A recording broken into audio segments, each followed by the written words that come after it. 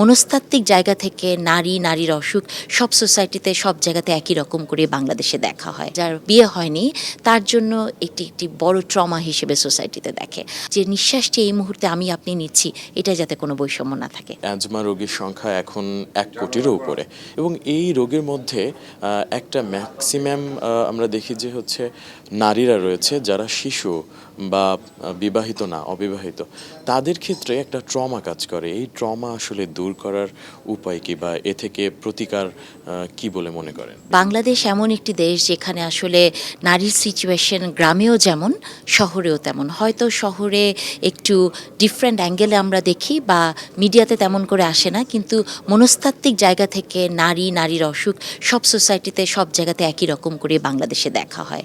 আসলে যে কথাটি আপনি আমাকে জিজ্ঞেস করছিলেন যে এটা থেকে প্রতিকার পাওয়ার উপায়টা কি, প্রতিকার পাওয়ার উপায়টা আমি বলবো যে চিকিৎসা তো আছেই, তার পাশাপাশি হচ্ছে জনসচেতনতা তৈরি করা। যখনই জেন্ডার নিয়ে কোনো প্রসঙ্গ আসে, জনসচেতনতা হচ্ছে সবচেয়ে বড়।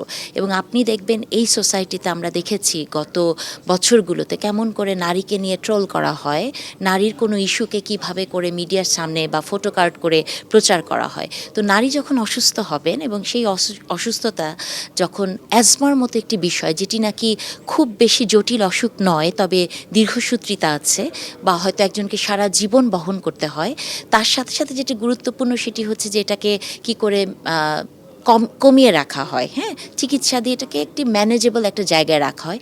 এরকম একটি অসুখ যখন একটি পরিবারে নারীর হয়, তখন আসলে যে মেয়েটি, যে কথাটি আমি আমার বক্তব্যে বলছিলাম, যে তরুণী মেয়ে বা যার বিয়ে হয়নি, তার জন্য একটি বড় ট্রমা হিসেবে সোসাইটিতে দেখে।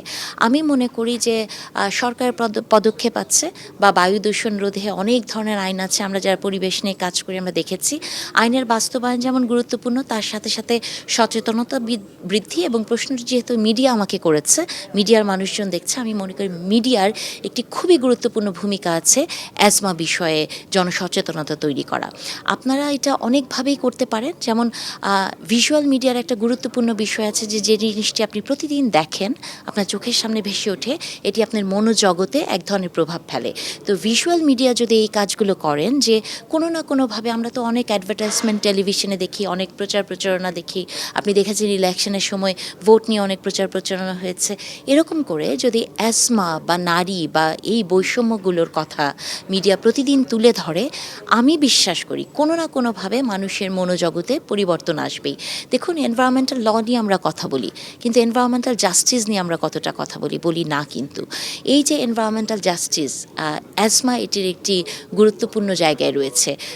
যে শিশুটি রাস্তায় বেড়ে ওঠে, সে যেরকম করে বাতাসটি গ্রহণ করে, যে বাচ্চাটি গুলশান বনানীতে ফ্ল্যাটের ভেতর বড় হয়, তার সিচুয়েশন কিন্তু এক না। সেই বাচ্চার জন্য আমরা এয়ার পিউরিফায়ার কিনি, সে এয়ার কন্ডিশনের ভেতরে বড় হয়, যদিও সেটিরও একটি এনভায়রনমেন্টাল ইম্প্যাক্ট আছে, কিন্তু তারপরও বৈষম্য কিন্তু বায়ু দূষণের মধ্যেও আছে। সো এই বৈষম্যগুলোকে আমাদের পার হতে হবে। আমাদের বৈষম্যহীন একটি সমাজ দেখতে গেলে নারীর চোখে পৃথিবীকে দেখতে হবে, শিশুর চোখে দেখতে হবে, এবং সবার চোখ দিয়ে আমাদেরকে এই বিশ্বাসটি আনতে হবে যে নিঃশ্বাসটি এই মুহূর্তে আমি আপনি নিচ্ছি, এটা যাতে কোনো বৈষম্য না থাকে। ধন্যবাদ।